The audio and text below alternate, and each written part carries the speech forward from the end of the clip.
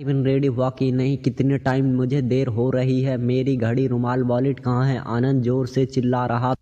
हिमा जी बड़ी बड़ी आंखें करके अपने बेटे यानी अनिल की तरफ देख रही थी। अनिल हंसकर बोला, अरे अम्मा, काम ऑन, मेरी तरफ क्यों घूर रही हो? मैं अब छोटा थोड़ी हूँ, 2 बच्चे हैं मेरे। हेमा जी गुस्से से बोली, हाँ लेकिन तेरा बर्ताव तो बच्चों जैसा ही है। आनंद फिर हंस दिया और बोला, मम्मी आप भी ना हमें। हेमा जी काफ़ी लंबे समय से यह सब देख रही थी। उनको लगा था कि शायद उन्हें अनिल का पालन पोषण करने में कोई कमी रह गई। सोचते सोचते भूतकाल में गुम हो गई।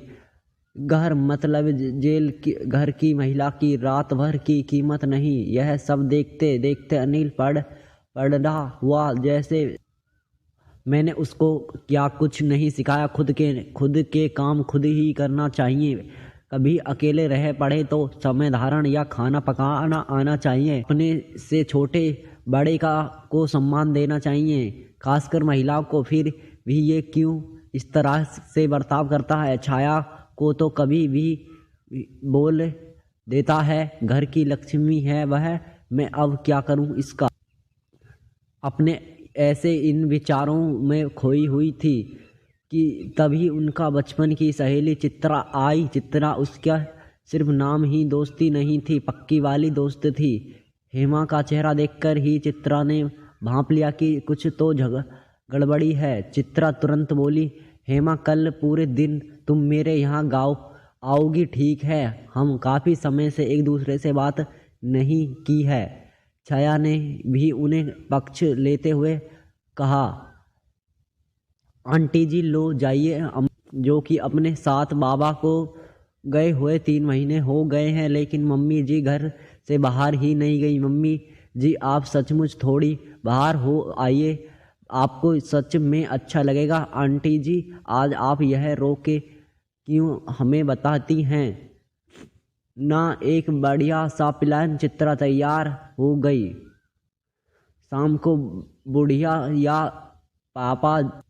बढ़िया सा पाव भाजी बनाने के बाद सारा काम खत्म करके छाया भी सबका ध्यान साथ पत्ते खेलने के लिए बैठी। चित्रा आंटी छाया और बोली, अब तू भी कुछ कर, इतनी अच्छी खास पढ़ी लिखी है, घर में मत पड़े रहे, घर के काम कितने भी कर लो, कुछ भी की कीमत की नहीं होती। छाया ने अपनी आंखों आंसू छुपाते हुए चेहरे पर झूठी मुस्कान के साथ हाँ बोला। हेमा जी ने इस बात को आगे बढ़ाते हुए कहा, चित्रा तूने मेरे मन की बात कह दी। छाया बेटी तुम सच में सोचे। तब तक आनंद ऑफिस से लौट आया। छाया तुरंत उठकर उसके पानी देने के लिए गई। सबको पाव गरम करके देती थी, उसके थोड़ी देर लग गई। चित्रा आंटी ने अनिल को हंसते हंसते कहा, छाया को तुम अब पाव गरम करा दो। आंटी ने कहा था, इसलिए अनिल ने पाव गरम तो कर दिया। फिर वे गुपशुप शुरू हुआ। आज पिताजी के जाने के बाद पहली बार माँ इतनी खुश है, यह देखकर दिल खुश हुआ। चित्रा आंटी को जल्दी जाना था, इसलिए जल्दी जैसे जैसे तक काम खत्म करके छाया बाहर गई। देर हो रही थी, लेकिन माँ को इतनी ज़्यादा खुशी देखकर आज मैं सबके लिए काफ़ी बनाऊंगी बोली आकर अनिल अंदर चला गया। छाया उसको ही देख रही थी। थोड़ी जल्दबाजी में काम करने की वजह से किचन में थोड़ा सा गंदगी रह गई थी। अनिल छाया पर जोर से चिल्लाया, क्या है ये, एक काम ठीक से नहीं करती तुम? पूरे दिन तो घर में ही रहती हो, फिर भी यह हालात है। उसके सबके सामान ऐसा बोला था, इसलिए छाया रोते रोते अंदर गई। तो उपसर काफ़ी गुस्सा आया बस कर। अब उपसर गुस्सा चलाने लगा, क्या मैं तुम्हें यह सब सिखाया है? क्या फ़र्क पड़ता है तुमसे और तेरे बाप में? उसने बोला, से पहले वह जो काम हैरो जो करती है।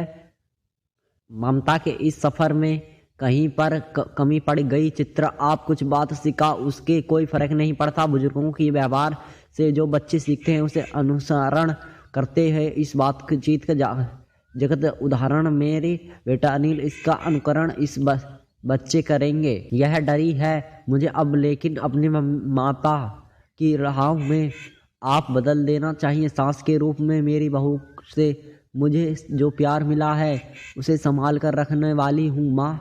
अलग सा रूप देखकर अनिल को अजीब सा लगा। दिन बाद मन हल्का हुआ था। उसने आज सब बोलकर एकदम खाली। चित्रा ने सहारा दिया। उसने उसके साथ पकड़ कर हेमा जी बोली, मन पर काबू रख, थोड़ा हल्का हुआ, थोड़ा अच्छा महसूस हो रहा है अब। बहुत देर हो गई, मान से जाओ आप। अनिल बोला, अब बहुत हुआ, मैं यह सब बदल कर दिखाऊंगी। तुम नौकर करो, तुम आगे बढ़ो। पीएचडी करना चाहती थी नहीं, वह भी करके तुम्हारे साथ खड़ी हूँ। मेरी रही बात घर के कामों की, तो जब तुम नौकरी करोगी तो सब अपने काम खुद करेंगे। छाया ने हेमा जी के पैरों और बोली, मम्मी जी आप सो जाइए, मैं आपकी सारी बात सुनी, लेकिन सो जाइए नहीं तो आपकी तबीयत खराब। दिन का सवेरा एक नया प्रकाश लेकर आने वाला था। इस विचार में छाया के नींद आई। सुबह उठने में थोड़ी देर हो गई। काफ़ी कुछ बदलाव नज़र आ रहा था। रविवार था, फिर भी सुबह उठकर अनिल काम कर रहा था। माँ ने उसे बताया कि वह अब फिर कभी इस तरह से नहीं बर्ताव करेगा। उसने अपनी गलती मान ली थी। साल भर में पूरा घर की कायापलट हो गई। सभी लोग स्वस्थ एवं का पालन कर रहे थे। छाया ने अपनी इधर उधर अधूरी पढ़ाई कर पूरे घर को पास अपना ऑफिस खोल दिया। हर व्यक्ति अपनी ईमानदारी निभा रहा था, इसलिए घर के हर छोटे मोटे काम का महत्व सब समझ में आया। अब इस तरह से बदला हुआ घर देखकर हेमा जी को अलग दिन सुकून मिला। इस बात की संतुष्टि की कीमत ममता ही राहों में कभी कम नहीं।